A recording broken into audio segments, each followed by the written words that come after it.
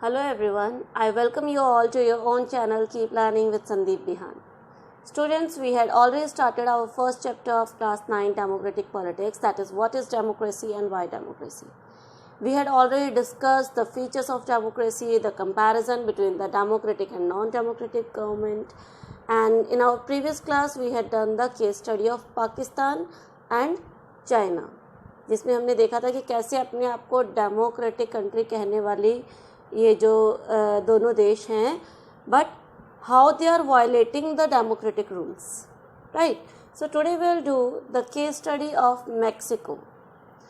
Mexico got its independence in 1930, and since 1930 it held election after every 6 years to elect its president. तो Mexico में जो है, this is very important, elections कब हो रहे हैं? After every 6 years. If will talk about India, we have elections after every 5 years. India में कितने साल के बाद इलेक्शंस होते हैं? After every 5 years. But in Mexico they held elections after every 6 years. और किस चीज़ के लिए? to elect their president. The country has never been under military rule or dictator rule. वहाँ पे कभी भी कोई military या कोई dictatorship type rule नहीं रहा, यानी शुरू से हम ये कह सकते हैं कि that was a kind of democratic country. Okay, but let's see what happened there. But until 2000, all elections was won by a party called PRI. 2000 तक, until 2000 यानी 1930 से ईयर 2000 तक वहाँ पर सिर्फ एक ही पार्टी इलेक्शन जीतती थी, दैट वाज PRI. PRI का फुल फॉर्म आप देखेंगे बेटा, इसका ऑपोजिट स्टार्ट होता है. आई से इसकी जो फुल फॉर्म में स्टार्ट होगी, आई से इंस्टीट्यूशनल, आर से रिवोल्यूशनरी एंड पी से पार्टी. तो डोंट गेट कंफ्यूज कि PRI का फुल फॉर्म क्या होगा. तो it's full form is, the name of the party is Institutional Revolutionary Party. Opposition parties did contest the election but never win the election. अब वहाँ पे ऐसा नहीं है कि सिर्फ एक ही पार्टी थी, पार्टीज और भी थी. there were so many political parties, they used to contest the election but they never had won. never. सिर्फ एक ही पार्टी जीतती थी, कौन सी? PRI.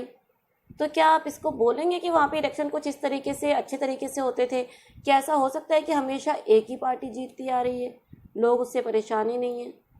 The PRI use many dirty tricks to win the election. देखो यहाँ पे क्या लिखा है कि PRI पार्टी क्या करती थी? It use the malpractices, the bad ways to win the election.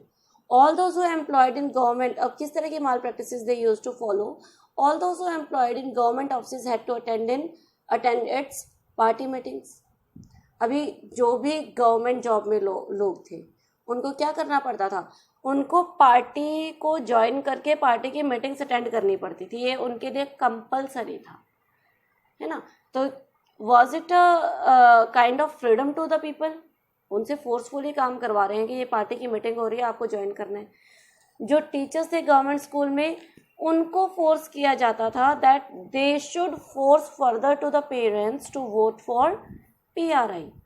अब टीचर्स क्या कर रहे हैं? They are forcing the parents को स्कूल में बुलाया जाता था इलेक्शन के टाइम पे, और उनको क्या करते थे? They were forced to vote for which party? PRI party. Media ignored the activities of opposition parties except to criticise them. अब देखो मीडिया का क्या काम है? मीडिया का काम है कि वो गवर्नमेंट प्लस ऑपोजिशन दोनों की जो एक्चुअल एक्टिविटीज है उनको सामने लेकर आई. लेकिन मैक्सिको में क्या था? मैक्सिको में जो मीडिया थी, चाहे वो न्यूज़पेपर है, न्यूज़ चैनल्स हैं, what ever, they were ignoring the good activities of the opposition parties. हाँ, उनके बारे में जो भी बुरी बातें थी वो पूरा बढ़ चढ़ के दिखाते थे. Sometimes the polling booths were shifted from one place to another place in the last minute, which made difficult to the people to cast their votes. अब वो क्या कर रहे हैं? बिल्कुल एन मौके पे उनको suppose at the time of the election उनको फील हो रहा है कि भाई इस पोलिंग बूथ पर वो लोग अपनी सेटिंग नहीं कर पा रहे, जो वोटर्स से वो ज़बरदस्ती वोट डलवाना या वट एवर. क्या करते थे? लास्ट मोमेंट पे एकदम वोटिंग बूथ बदल देना, है ना, पोलिंग बूथ ही चेंज कर देते थे. तो इससे मतलब वो लोग सिर्फ अपने बारे में सोच रहे हैं, they just their main motive is to win the election. Whether the people are feeling comfortable or not, they were not thinking about it. The PRI spent a large sum of money in the campaign for its candidates. और अब देखो, जो भी उनकी तरफ से जो candidates election लड़ते थे वो क्या करते थे, the PRI spent a large sum of money for the campaigning. जब वो इलेक्शन कैंपेनिंग करते थे तो उनके बहुत सारा पैसा उनके ऊपर खर्च किया जाता था. तो देखा हमने कि और भी पार्टीज इलेक्शन लड़ रही हैं, लेकिन 2000 तक हमेशा सिर्फ एक ही पार्टी जीती. उसके कारण हमने देखे क्यों जीती, लोगों को कैसे फोर्स किया जाता था. मीडिया जो है वो ओपनली सामने नहीं आती थी, वो भी सिर्फ PRI पार्टी के फेवर में सभी चीज़ें दिखाती थी. तो check this incident along with the features of democracy and find out which aspects are violated. Now what you have to do, आपने इस केस स्टडी को प्रॉपरली एनालाइज करना है and you have to answer me कि यहाँ पर कौन सा फीचर है डेमोक्रेसी का जो वो फॉलो कर रहे हैं और कौन सा फीचर है जो वो वायलेट कर रहे हैं, यानी जिसको कि फॉलो नहीं किया जा रहा. Okay, next is our case study of Saudi Arabia, Estonia and Fiji. Let's discuss it one by one. Saudi Arabia की अगर हम लोग बात करें, देखो in Saudi Arabia women do not have the right to vote. अब यहाँ पर देखो, अब डेमोक्रेसी क्या कहती है, डेमोक्रेसी कहती है everyone above 18 years of age must have a right to vote, right? But in Saudi Arabia किसको वोट डालने का अधिकार नहीं है, women. सेकेंड हमारी country Estonia. Estonia made its citizenship rules in such a way that people belonging to Russian minority find it difficult to get the right to vote. अब उन्होंने अपनी कुछ ना पॉलिसीज ऐसी बनाई हुई हैं कि वहाँ पे जो माइनॉरिटी है, माइनॉरिटी किसकी है एस्टोनिया में, रशियंस की. तो जो भी रशियंस वहाँ पे रहते हैं उन लोगों को अपना वोटिंग राइट लेने के लिए बहुत स्ट्रगल करना पड़ता है. It means all the people are not having the right to vote. Minorities से कहीं ना कहीं उनके अधिकार छीने जा रहे हैं या उनको उनके पूरे अधिकार नहीं दिए जा रहे. Next, third country here is Fiji. In Fiji the electoral system is such that the vote of an indigenous Fiji has more value than that of an Indian Fijian. यानी जो वहाँ का जो नेटिव है, जो वहाँ का नेटिव सिटीजन है, उसके वोट की ज़्यादा वैल्यू है in comparison to Indian fusion. यानी इंडिया से जाकर जो लोग वहाँ पर सेटल हुए हैं और उनको अगर वहाँ पर सिटीजनशिप मिली हुई है, बेशक से उनको सिटीजनशिप वहाँ पर मिल गई, वोटिंग राइट भी मिल गया, लेकिन उनके वोट की उतनी ज़्यादा वैल्यू नहीं है जितनी कि वहाँ के जो नेटिव सिटीजन हैं उनकी है. Okay, now here also again you have studied the situation of 3 countries. So now you have to analyse it according to features which are being accepted and which are not accepted और which are against the democratic rules. Okay, next is the case study of Zimbabwe. Attained independence from the white minority in 1980. तो Zimbabwe जो है वो किसके role में था, ये भी यूरोपियन कंट्रीज के रोल में था. वाइट माइनॉरिटी, माइनॉरिटी मतलब white people who went to Zimbabwe ruled over the country. लेकिन देखो वो कम होते हुए भी क्या कर रहे थे, पूरे देश के ऊपर राज कर रहे थे. इंडिया में क्या था, इंडिया में भी तो जो वाइट पीपल थे दोज वर इन माइनॉरिटी. वो कोई यहाँ के नेटिव थोड़ी थे, बाहर से आए, थोड़े से लोग आए, उन्होंने हमारे पूरे देश के ऊपर शासन करना शुरू कर दिया. तो similarly in Zimbabwe they were being ruled by the white minority, but they got their independence in 1980. Since then, the country has been ruled by ZANU-PF. The party led the freedom struggle.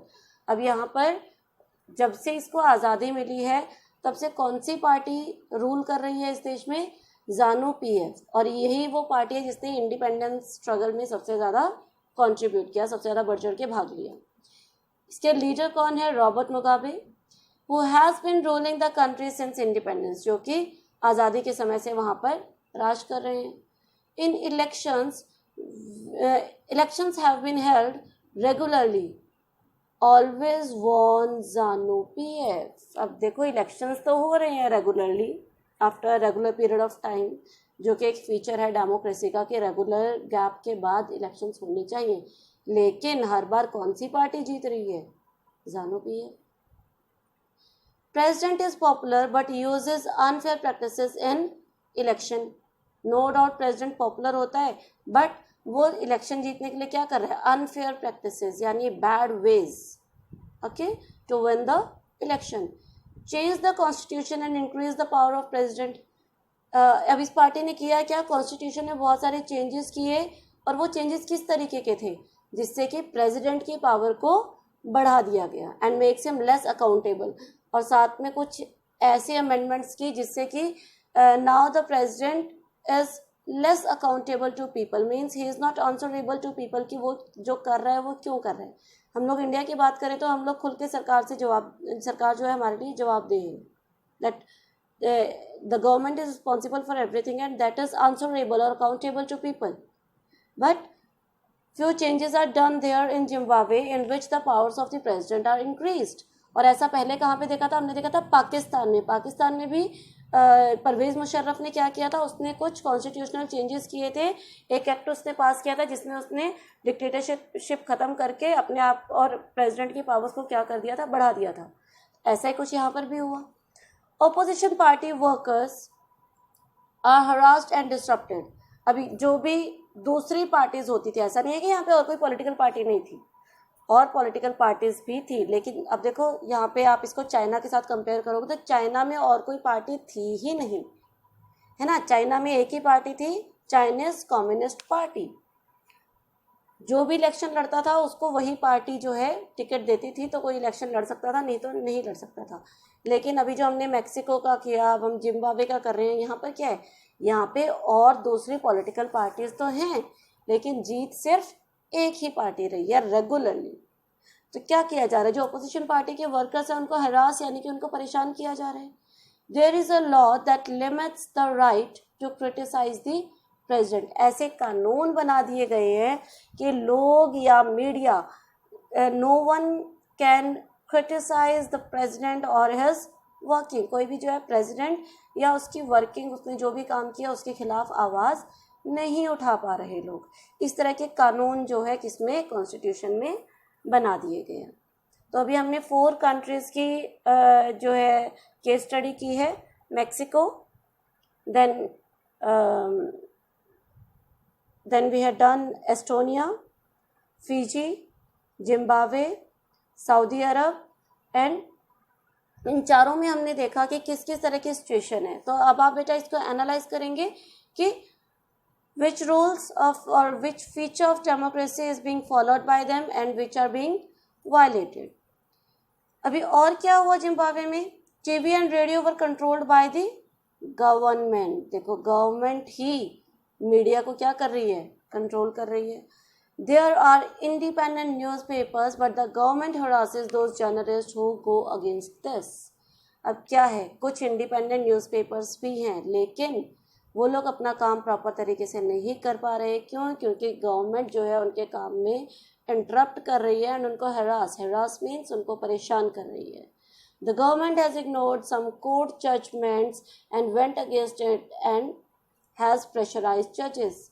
अब देखो वहाँ की जो judicial system है that is also not independent, क्योंकि जो judiciary है उसके जजमेंट्स को या तो गवर्नमेंट फॉलो नहीं कर रही या फिर उनको प्रेशराइज किया जा रहा है टू चेंज देयर डिसीजन। तो यहाँ पे हमारी इन चारों कंट्रीज़ की जो है केस स्टडी फुलफिल होती है। Now I am having some situations for you and you have to try to find out on which aspects of democracy are violated here and which are preserved। तो इन सभी situation में आपने बताना है कि कौन सी सिचुएशन में डेमोक्रेसी के कौन से फीचर हैं जो सेव किए गए हैं एंड कौन से हैं जो उनसे वायलेट किए गए हैं, यानी जिनको फॉलो नहीं किया गया। And you have to answer these questions in the comment box. The first one is Bhutan. King declared that in future he will be guided by the advice given to him by elected representatives। Bhutan में राजा ने क्या declare कर दिया कि अब वो किसके according काम करेगा, उसको he will take the guidance or the assistance of the people, which people who are elected representatives। तो अब आप सोच के देखें कि इसमें डेमोक्रेसी को फॉलो किंग ने किया कि नहीं किया। Second, Sri Lanka. Many Tamil workers migrated from India were not given the right to vote।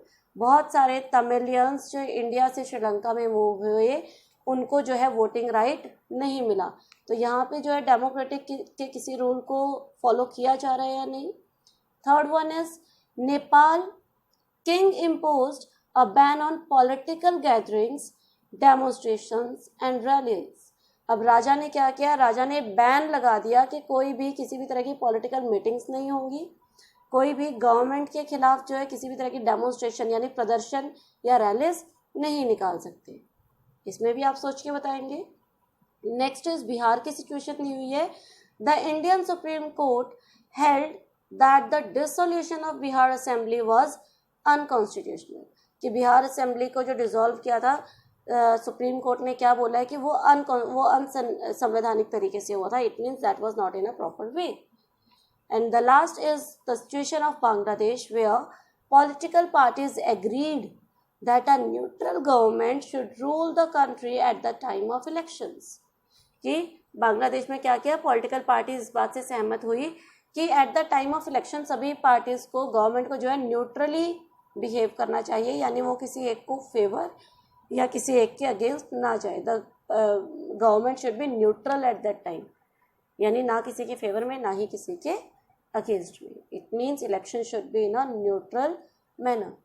So just try to analyze these situations and answer me in the comment box that which features of democracy are being followed or violated in these different places, states or countries. So here our today's topic is finished. We'll continue our chapter in the next video. Till then, take care and have a good day.